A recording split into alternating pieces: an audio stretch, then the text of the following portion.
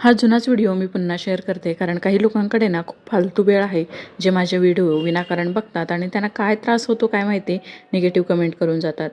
आणि खूप ताई अशा पण आहेत ज्या खूप छान छान असे कमेंट करतात, त्यांच्या भावना व्यक्त करतात आणि जे मला रिलेट करतात, म्हणजे प्रेग्नेंट आहेत, ते त्यांचे अनुभव शेअर करतात. पण एक दोन अशा पण बायका आहेत, मे बी ह्यांच्या लाईफमध्ये ना करण्यासारखं काही उरलं नसेल म्हणून कदाचित माझ्या व्हिडिओखाली येऊन कमेंट करतात. जास्त दिवस पण नाही झाले मला व्हिडिओ बनवायला स्टार्ट करून, पण ह्यांना काय प्रॉब्लेम आहे काय माहिती, माझ्या प्रत्येक व्हिडिओखाली येऊन कमेंट करतात. माझे व्हिडिओ आवडत असतील तर बघा, नसेल आवडेल तर नका बघू, तुमची मर्जी.